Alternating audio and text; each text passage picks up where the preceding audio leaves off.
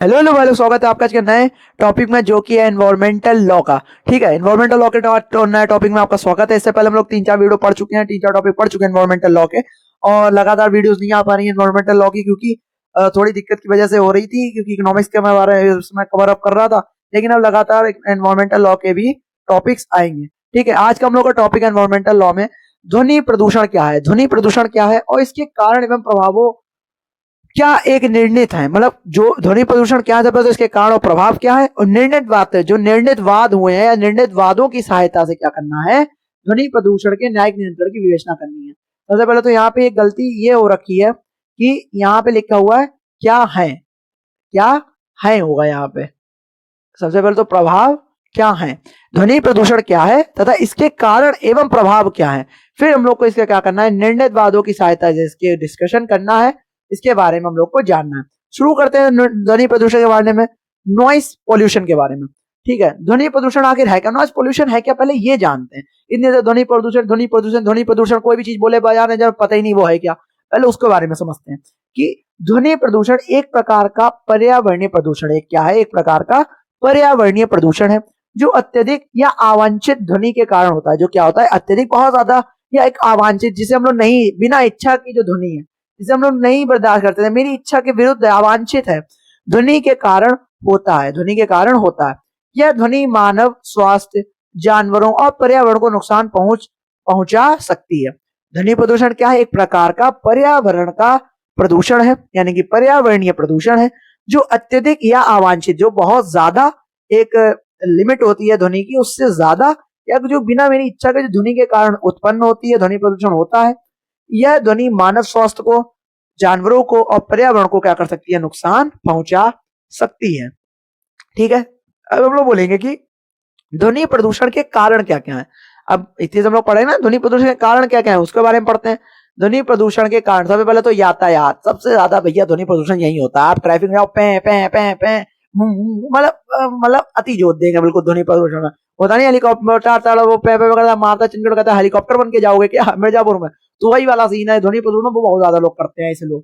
ठीक है, दूसरा हो गया औद्योगिक गतिविधियां। औद्योगिक गतिविधियां मतलब जो फार्मी कंपनी चल रही है, जो भी कंपनियां चल रही है, इनमें आवाज बहुत ज्यादा आती है। ठीक है, कोई भी ज्यादा कारखाने हो गए या जो भी चलती है जिसमें खड़ आवाज आ रही, मशीनें चल रही है लगातार, बहुत ज्यादा आवाज है, रिलायंस में। ठीक है, सपोज करो, तो उसी के प्रकार से घरेलू उपकरण बहुत ज्यादा, TV, radio, mixie, juicer, washing machine, हर टाइप की चीजें ध्वनि प्रदूषण इनसे होता है। ठीक है, सामाजिक कार्यक्रम हो रहे हैं, शादी बारात हो रही है, सीजन भी चल रहा है, ठंडों में शादी बारात होगा, बज रहा है डीजे, डीजे में हलना है, छत पे सो जाता बहनों ही, गाने चलना है, किसी की इच्छा नहीं, पड़ोस में बेचारा बहनों सो ही नहीं पा रहा, तो उसकी शादी में वो गाने बज रहे हैं, इससे भी ध्वनि प्रदूषण होता है। और निर्माण कार्य की वजह से भी, मतलब कोई चीज रोलर चल रहा है, कोई मशीनें चल रही है, कुछ भी चल रहा है, उससे भी ध्वनि प्रदूषण होता है। तो ध्वनि प्रदूषण के 5 कारण है। पहला है यातायात, दूसरा है औद्योगिक गतिविधियां, तीसरा है घरेलू उपकरण, चौथा है सामाजिक कार्यक्रम और पांचवा है निर्माण कार्य। अब इन्हें हम लोग अंदर से पढ़ लेते हैं कि लिखा क्या क्या है।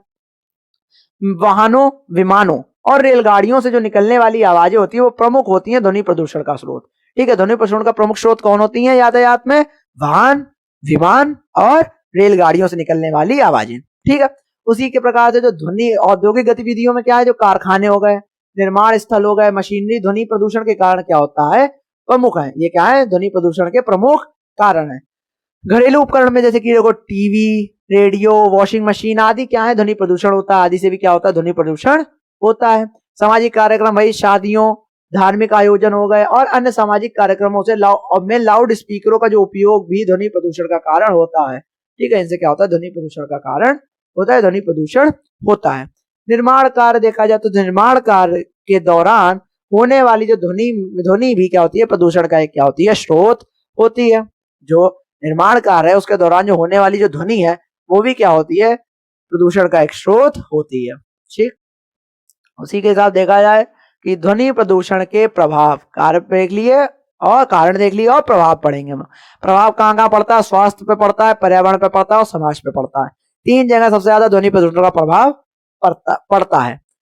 ठीक है, स्वास्थ्य का पर प्रभाव देखें तो ध्वनि प्रदूषण नींद की समस्या उत्पन्न कर देती है, तनाव उत्पन्न कर देती है, उच्च रक्तचाप बढ़ जाता है, बीपी कहते शायद इसे। ठीक है, हृदय रोग उत्पन्न होता है, श्रवण शक्ति कम होने लगती है, जैसे स्वास्थ्य समस्याओं के कारण बन सकता है। ठीक है, जैसे कि ध्वनि प्रदूषण क्या होता है, सबसे पहले तो नींद की समस्या उत्पन्न होती है। बुजुर्ग लोग देखते हो कि मतलब कोई कार्यक्रम में बहुत ज्यादा उन्हें टेंशन हो जाती है, बहुत ज्यादा उन्हें नींद नहीं आती है ध्वनि प्रदूषण की वजह से, गाने अगर ज्यादा तेज बज रहा है। तो सबसे पहले तो ध्वनि प्रदूषण नींद की समस्या उत्पन्न करता है, तनाव उत्पन्न करता है, रक्तचाप, हाई ब्लड प्रेशर या उच्च रक्तचाप उत्पन्न करता है, हृदय रोग उत्पन्न कर देता है, श्रवण शक्ति कम कर देता है। उसके होने जैसे कई स्वास्थ्य समस्याओं का कारण बन सकता है कौन, ध्वनि प्रदूषण। दूसरा देखें तो पर्यावरण पर प्रभाव। पर्यावरण पर क्या प्रभाव डाला ध्वनि प्रदूषण, तो ध्वनि प्रदूषण पशुओं के व्यवहार को प्रभावित कर सकता है। ध्वनि प्रदूषण क्या कर सकता है, जो पशुओं का जो नॉर्मल व्यवहार होता है उसको क्या कर सकता है, इम्पैक्ट कर सकता है, इफेक्ट कर सकता है। ठीक है, और उनकी प्रजनन क्षमता को, उनकी क्या करके प्रजनन क्षमता को कम कर सकता है, यानी कि जो उनकी रिप्रोडक्शन जो एक कैपेबिलिटी है उसको क्या कर सकता है, वो कम कर सकता है। ये समुद्री जीवों के लिए बहुत ज्यादा हानिकारक होता है। ठीक है, ध्वनि प्रदूषण। समाज पर प्रभाव। ध्वनि प्रदूषण कार्य क्षमता को कम कर सकता है। ध्वनि प्रदूषण जो है वो कार्य क्षमता को क्या कर सकता है, कम कर सकता है। ध्यान केंद्रित करने में कठिनाई पैदा कर सकता है और जीवन की गुणवत्ता को कम कर सकता है। ध्वनि प्रदूषण क्या कर सकता है, कार्य क्षमता को कम कर सकता है, ध्यान केंद्रित करने में कठिनाई पैदा कर सकता है और जो जीवन की गुणवत्ता है उसको भी कम कर सकता है। ठीक है, ध्वनि प्रदूषण के ये क्या प्रभाव है। अब बोला गया था कि निर्णितवाद, मतलब क्या कोर्ट में इसके जो निर्णय निकले हैं उनके हिसाब से भैया बताओ, तो जो केसेस है केसेस के हिसाब से बताओ ध्वनि प्रदूषण के न्यायिक नियंत्रण को।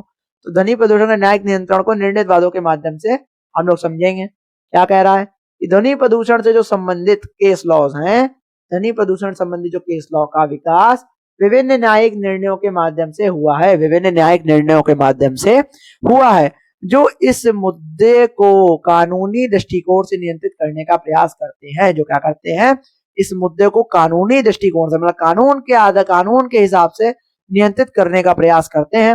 भारत में ध्वनि प्रदूषण के संदर्भ में कुछ महत्वपूर्ण बातें निम्नलिखित हैं। सबसे पहले तो संवैधानिक मूलाधिकार। संवैधानिक मूलाधिकार देखा जाए तो भारत के संविधान के तहत जीवन के अधिकार अनुच्छेद 21 यानी कि आर्टिकल 21 जो भारत के संविधान में लिखा हुआ है, और स्वच्छता का अधिकार, मतलब कि सफाई, राइट टू सफाई कह सकते हैं। ठीक है, स्वच्छता का अधिकार, क्लीननेस का अधिकार जो है वो आर्टिकल 19 में दिया गया है। ध्वनि प्रदूषण के खिलाफ कानूनी आधार प्रदान करते हैं। ये आर्टिकल 21 और आर्टिकल 19 हम लोग को क्या करते हैं, ध्वनि प्रदूषण के खिलाफ कानूनी आधार प्रदान करते हैं।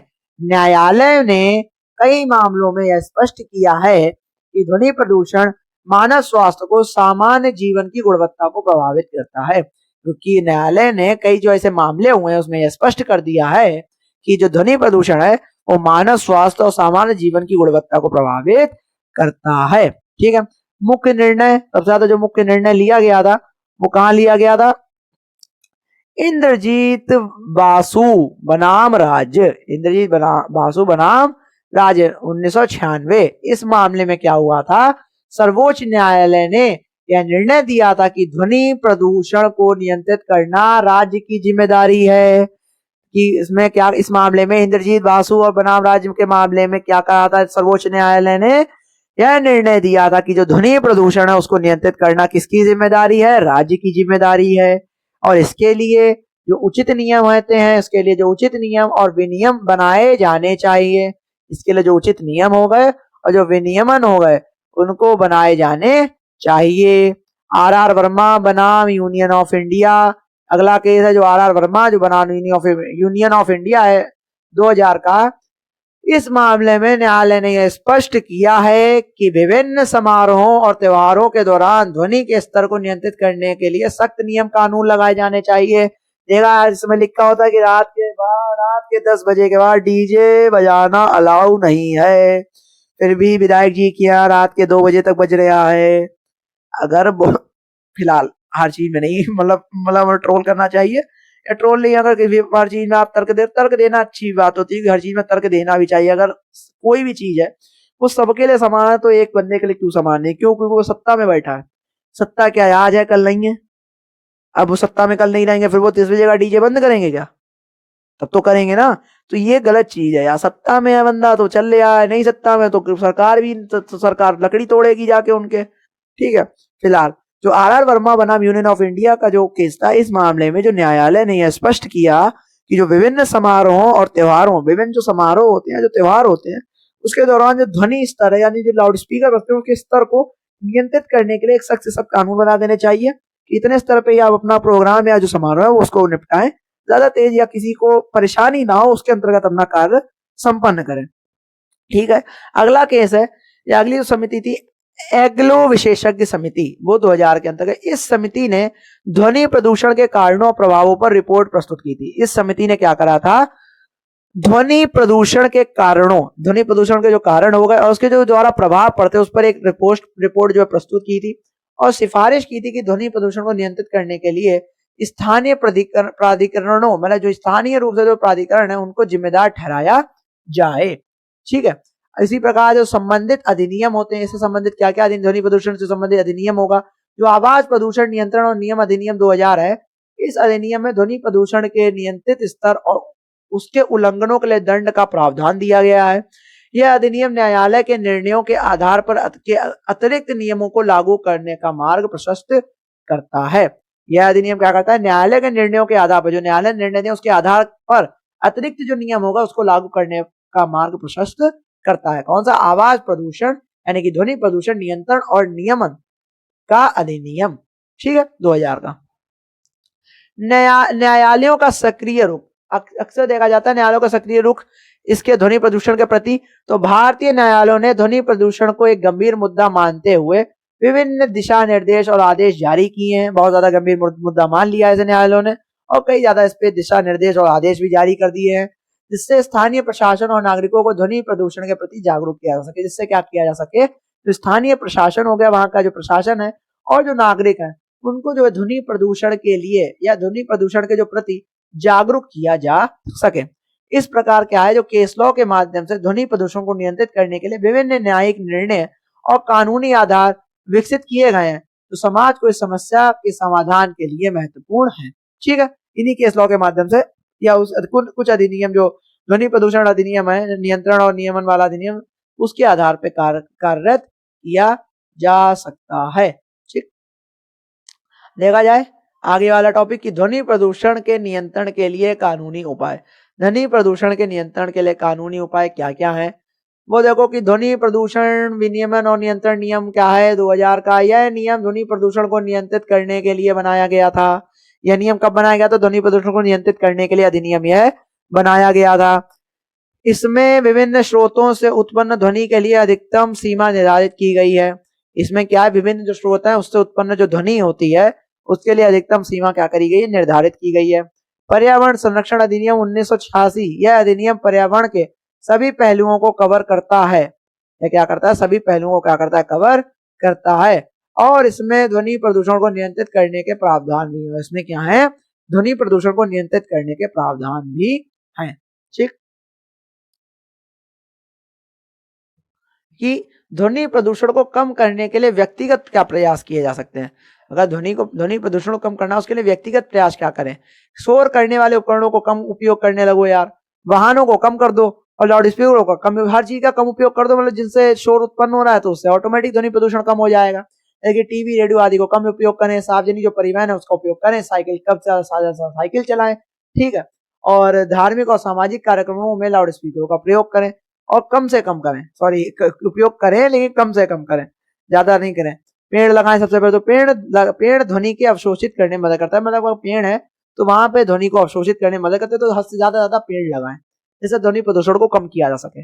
इसका कंक्लूजन या निष्कर्ष क्या निकलता है इस क्वेश्चन का, कि ध्वनि प्रदूषण एक गंभीर पर्यावरणीय समस्या है, बहुत ज्यादा गंभीर पर्यावरणीय समस्या है, हल्के वाली नहीं है। मतलब लगता है किसी किसी को ब्रेन ट्यूमर तक हो जाता है और मानव स्वास्थ्य और पर्यावरण को नुकसान पहुंचाती है। मानव स्वास्थ्य और पर्यावरण को क्या करती है, नुकसान पहुंचाती है। ध्वनि प्रदूषण को नियंत्रित करने के लिए कानून और नियम बनाए गए हैं। ध्वनि प्रदूषण को नियंत्रित करने के लिए कानून और नियम बनाए गए हैं, लेकिन इनका कार्यान्वयन हमेशा प्रभावी नहीं होता। लेकिन इनका जो कार्यान्वयन हमेशा प्रभावी नहीं होता। कानून तो बने हैं लेकिन उनको चलाने और उनको उनकी रक्षा करने के लिए जो कानूनी लोग हैं वो तो नहीं है अच्छे, क्या बोला जाए अब तो। खैर, न्यायपालिका ने ध्वनि प्रदूषण के मुद्दों पर सक्रिय भूमिका निभाई है। न्यायपालिका ने क्या करी है, सक्रिय भूमिका निभाई है और सरकार को प्रदूषण नियंत्रण के लिए प्रभावी कदम उठाने का निर्देश दिया है। और क्या करा है, सरकार को जो प्रदूषण नियंत्रण के लिए प्रभावी कदम उठाने का निर्देश भी दिए हैं, आदेश भी दिए हैं। ध्वनि प्रदूषण को कम करने के लिए व्यक्तिगत प्रयास भी बहुत महत्वपूर्ण होते हैं। ध्वनि प्रदूषण को अगर कम करना है तो इसके लिए जो व्यक्तिगत प्रयास है वो भी बहुत ज्यादा महत्वपूर्ण होते हैं। अब हम लोग एक लॉ स्टूडेंट, तो एक कानून के छात्र के रूप में हम क्या कर सकते हैं, ध्वनि प्रदूषण के मुद्दों पर जागरूकता फैलाकर और ध्वनि प्रदूषण को नियंत्रित करने के लिए कानूनों को लागू करने में योगदान देकर इस समस्या के समाधान में महत्वपूर्ण भूमिका निभा सकते हैं। ये हम लोग का आज का टॉपिक था, ध्वनि प्रदूषण, कारण और प्रभाव और निर्णित वादों से सहायता से इसकी व्याख्या। ठीक है, मेरे हिसाब से बहुत बहुत बहुत ज्यादा इंपॉर्टेंट टॉपिक और बहुत बहुत बहुत ज्यादा सिंपल टॉपिक था। ठीक है, अगर आपको ये टॉपिक नहीं समझ में आया है, अगर एक बार देखने के बाद आपको कुछ कुछ चीजें छूट रही है, ठीक है, तो आप एक काम करना, 1.5x पे लगाओ प्लेबैक स्पीड को, 3-4 बार रिपीट करके देख लो, बहुत अच्छे से समझ में आ जाएगा। कोई ज्यादा टिपिकल टॉपिक नहीं है। ठीक है, एनवायरमेंटल लॉ का ये टॉपिक था जो कि खत्म हो गया। अगर इसी से रिलेटेड आपको टॉपिक्स देखने हैं तो आप चैनल को सब्सक्राइब कर लेना और एक लाइक भी अगर हो जाए तो कर देना, कोई दिक्कत वाली बात नहीं है। नहीं मानो भैया तो रहने देना फिलहाल। और अगर इससे पहले के एनवायरमेंट के टॉपिक में 3 वीडियो या 4 वीडियो डाल चुका हूं, उनको भी आप पहले देख लेना जाके। ठीक है, तब तक के लिए जय हिंद, जय भारत।